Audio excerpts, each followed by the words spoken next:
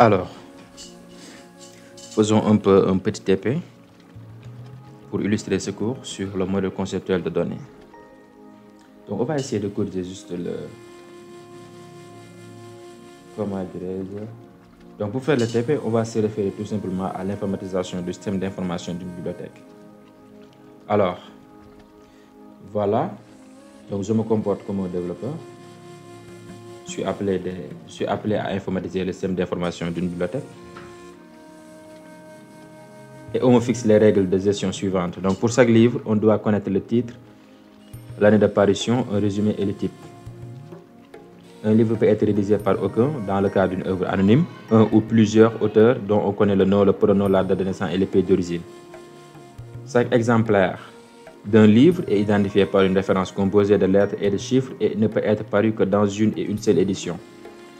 Un inscrit est identifié par un nom, un numéro, et on doit mémoriser son nom, prénom, adresse téléphone et adresse email.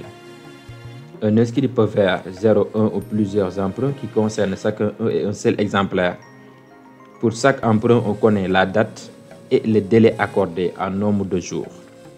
Alors donc voilà les règles de gestion qui me sont fournies. Alors pour la première règle de gestion, donc dans cette règle de gestion, on va essayer de dégager des entités et des associations s'il y en a. On est d'accord, ainsi que les informations, les données des entités, de même que les cardinalités de l'association. Donc pour chaque livre, on doit connaître le titre, l'année d'apparition, un résumé et le type. Donc pour chaque livre, donc on peut considérer, donc je peux dire, on aura une entité livre, évidemment.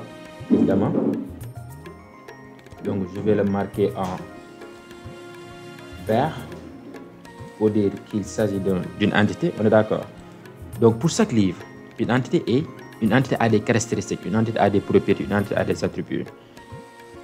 Et parmi ces attributs-là, il y a un qui est son identifiant. Donc on doit connaître pour chaque livre le titre. Je vais souligner ça en vert, oui, et en bleu, oui, c'est clair. Donc pour chaque livre, on doit connaître le titre, l'année d'apparition,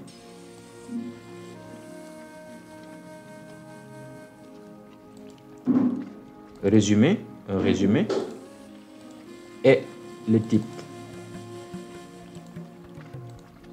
On est d'accord. Donc le titre, l'année d'apparition, le résumé et le type constitueront les données, autrement dit les propriétés de l'entité livre. On continue. Un livre, c'est déjà une entité, peut être rédigé par aucun dans le cadre d'une œuvre anonyme, un ou plusieurs auteurs dont on connaît le nom, le prénom, la date de naissance et le pays d'origine. Donc au niveau de la deuxième règle, on a noté une deuxième entité qui est auteur. On va marquer ça en vert. Voilà.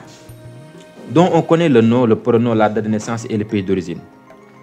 On a ces informations, on a les caractéristiques de cette entité. C'est le nom, on souligne, prénom, on souligne, date de naissance,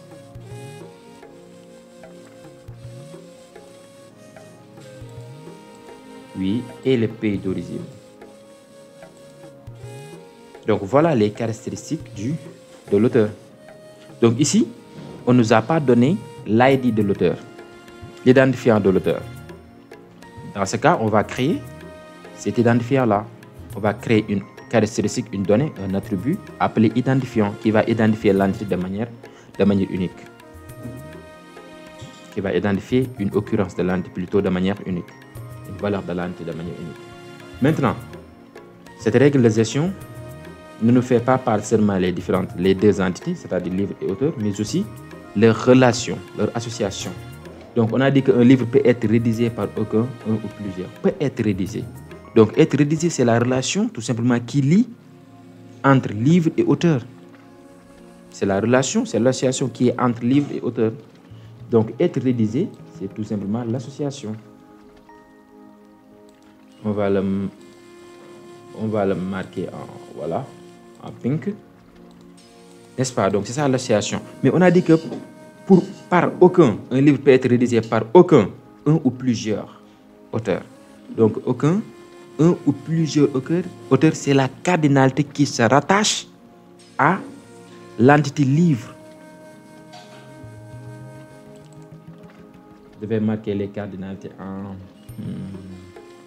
je vais surligner ça en blanc. Souligner ça plutôt en noir, oui. Les cardinalités en noir. Vous avez saisi. Donc ici, on nous a donné que la cardinalité qui se rattache à l'entité livre. Maintenant, c'est à nous de deviner celle de l'entité auteur. On est d'accord? C'est ça qui rend un peu la complexité du modèle conceptuel de données. Parce qu'on ne vous donne pas, par exemple, toutes les informations qui se figureront au niveau du modèle conceptuel de données. Des fois, vous serez amené à tout simplement avisanger des choses en utilisant la logique, en utilisant ce qui est raisonnable. Donc ici, on a dit qu'un livre peut être rédigé par un ou plusieurs auteurs. Par contre, un auteur, si on est auteur, ça veut dire qu'on est parvenu à rédiger au moins un livre. Donc un auteur rédige un ou plusieurs livres. Voyez-vous? Donc la cardinalité qui se rattache à l'entité auteur, c'est 1 à plusieurs, 1 à n, comme on va le voir. Vous avez saisi? Continuons. Chaque exemplaire d'un livre. Chaque exemplaire d'un livre. Donc déjà, il y a une relation entre exemplaire et un livre. Et identifié par une référence. C'est-à-dire l'exemplaire est identifié par une référence. Déjà, on sait que l'exemplaire va avoir une donnée appelée référence. Et en plus, l'exemplaire est identifié par une référence, par sa référence. Donc, sa référence, c'est tout simplement son identifiant. Donc ici, on nous a déjà donné... Pardon. On nous a déjà donné l'identifiant de l'entité exemplaire. Donc, on ne va pas en créer. Donc ici, exemplaire sera une entité. Voyons. On va la marquer en vert. D'un livre. Donc, il y a une relation, une association entre exemplaire et livre. Et un exemplaire est identifié par une référence. Donc, référence, c'est tout simplement une donnée, une caractéristique de... Non, je ne dois pas surligner ça, mais plutôt souligner. En bleu.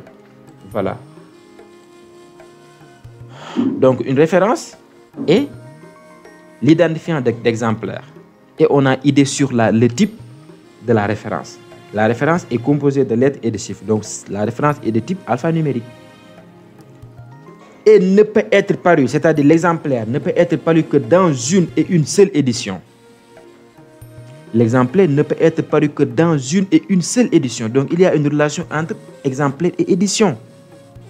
Donc, ici, édition sera une entité. Je vais marquer ça en vert. On a dit que l'exemplaire ne peut être paru que dans une et une seule édition. Donc, dans la relation exemplaire et édition, on a su la cardinalité qui se rattache à l'entité exemplaire. Une et une seule. Une et une seule.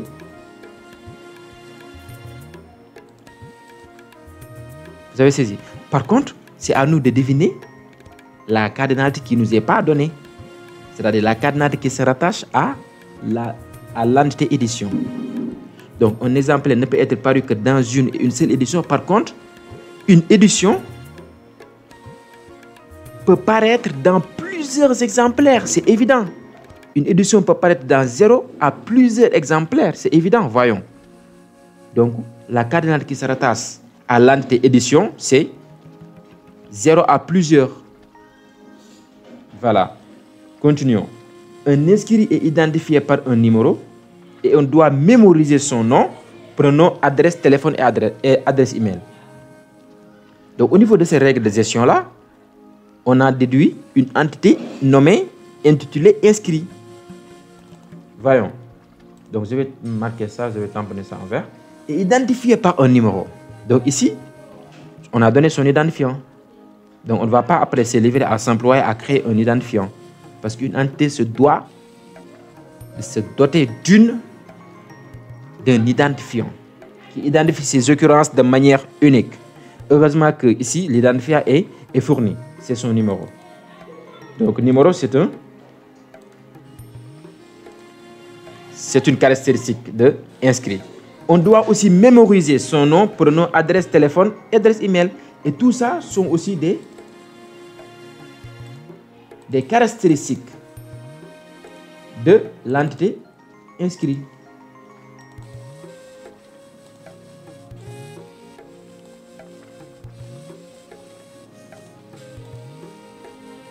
Vous avez saisi? Et on termine avec cette dernière règle de gestion. Donc ici, dans cette règle de gestion-là, un inscrit est identifié par un numéro, etc. Donc, cette règle-là nous fait part que l'entité avec ses données, pas ses relations. Peut-être au niveau de la règle suivante.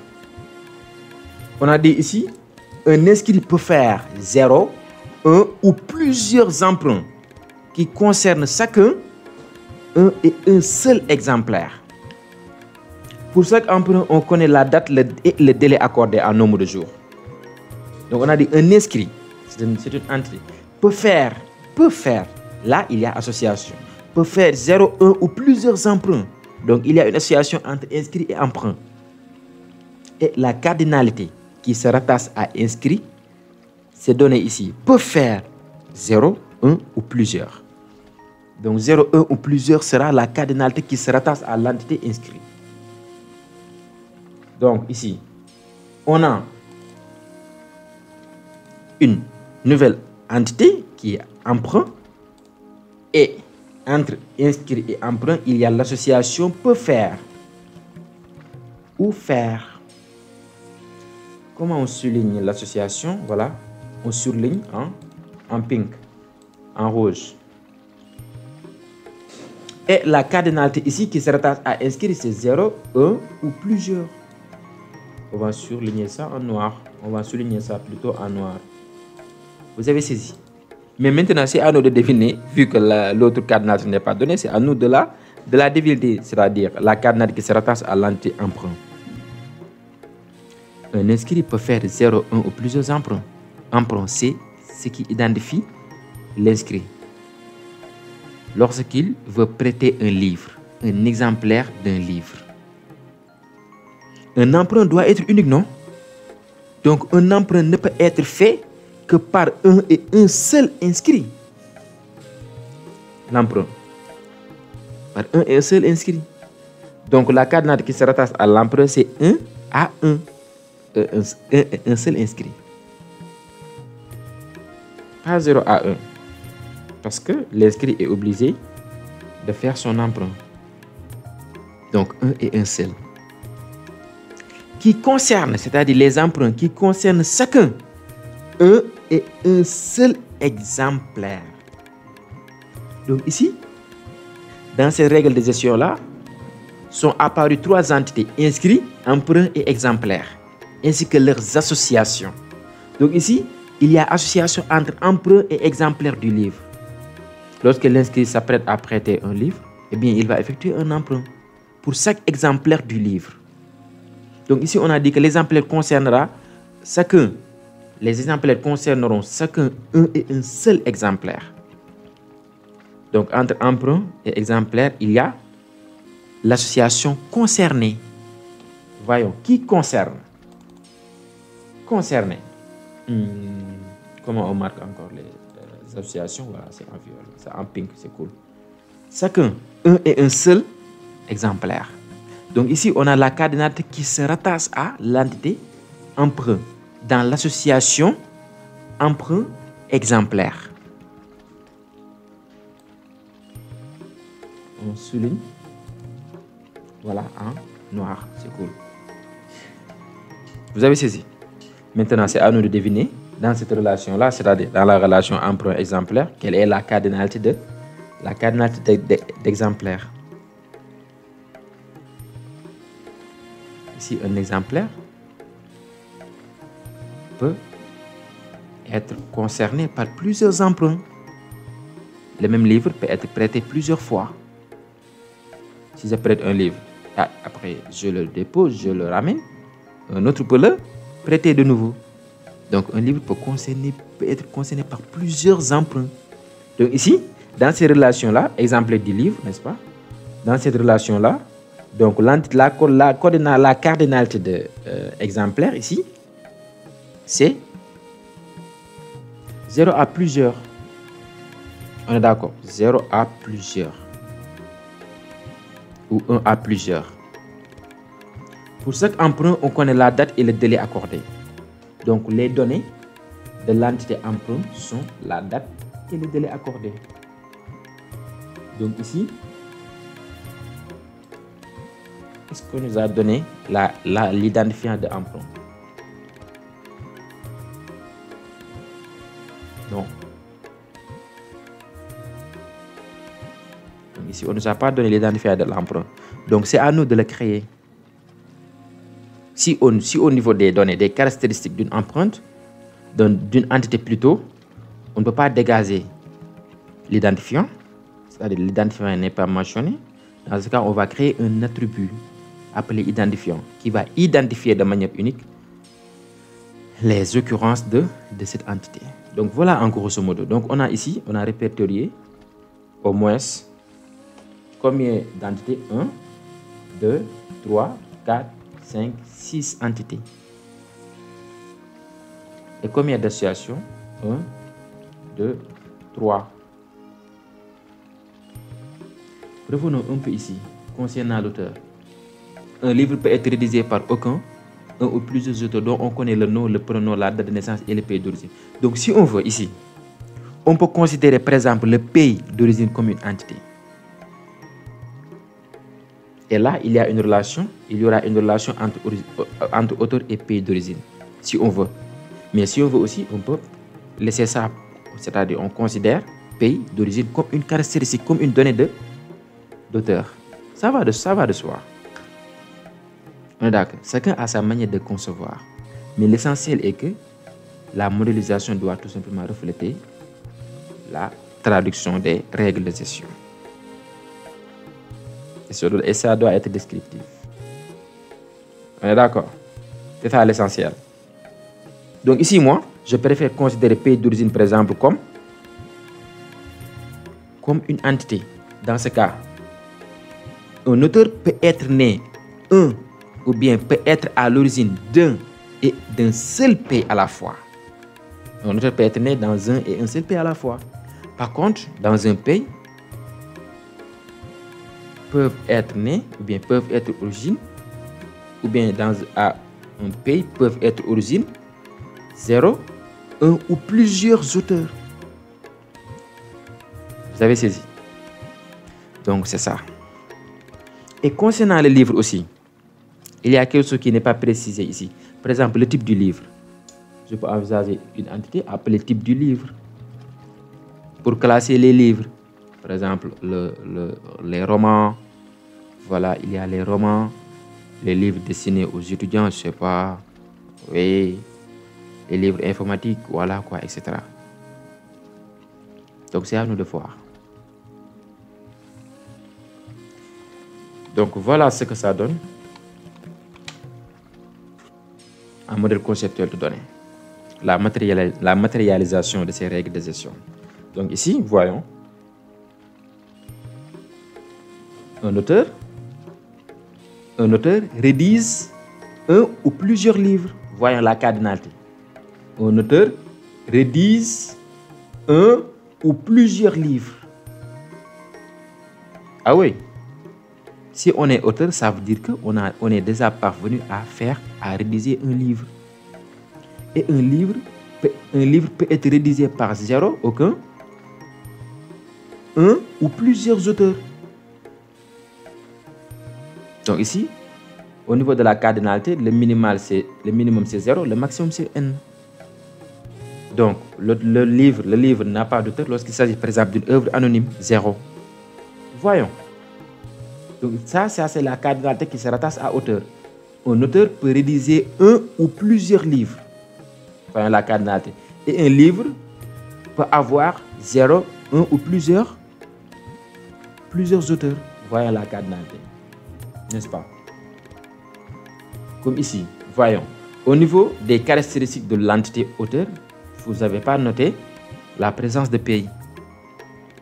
Donc j'ai déniché pays des caractéristiques d'auteur et je la considère, et je le considère plutôt comme une entité à part. pour éviter par exemple des répétitions. Parce qu'on peut avoir plusieurs auteurs qui sont originaires de France, qui sont d'origine France, ou qui sont sénégalais, plusieurs auteurs qui sont sénégalais. Voyons. Donc pour empêcher ces répétitions-là, j'ai considéré pays comme une entité à part. Donc ici, un auteur peut être origine d'un et un seul pays. Voyez la cardinalité, d'un et un seul pays. On ne peut être né que dans un et un seul pays à la fois. On ne peut pas être né hors d'un pays, hors du pays. On va être né où alors? Et ici, voyons, dans un pays peut être, dans un pays peuvent être nés zéro à plusieurs auteurs. On peut avoir un pays où il n'y a pas d'écrivain, par exemple, où il n'y a pas d'auteur de livre. D'où le zéro. Donc 0 à n, 0 à plusieurs. Continuons. Un inscrit ici effectue 0 à plusieurs emprunts pour emprunter un livre. Un exemplaire du livre. Voyez. 0 à n. Ici, emprunt. Un emprunt ne peut être effectué par un et un seul inscrit à la fois. Voyons ici. 1 et 1. On avait dit qu'un emprunt concerne à la fois un et un seul exemplaire. Voyons ici 1 et 1. Un exemplaire, par contre, peut avoir 0 à plusieurs emprunts. Si cet exemplaire-là n'est pas encore prêté, il a 0 emprunt. S'il est prêté n fois, il a n emprunts. À concerner n emprunts. Voilà ce que ça veut dire. Et un exemplaire peut paraître dans une et une seule édition à la fois. Par contre, une édition peut être parue dans 0 à n plusieurs exemplaires. Et on sait très bien que chaque livre a des exemplaires. Par contre, un exemplaire ne peut correspondre qu'à un et un seul livre à la fois. On ne peut pas avoir un exemplaire de plusieurs livres, de 2 livres par exemple. Mais quand même, un livre peut avoir plusieurs exemplaires. Voilà ici, un exemplaire ne peut correspondre qu'à un et un seul livre. Et ici, un livre peut avoir 0 à plusieurs exemplaires. Voyons ici, 0 à n. Peut correspondre à peut avoir 0 à plusieurs exemplaires. Et là ici, voilà ce que je disais tantôt. Ça, ce n'est pas mentionné au niveau des règles de gestion. Donc, un livre peut être catégorisé par son type. On a les romans ici, les livres pour les informaticiens là, les livres pour les juristes ça là-bas, etc.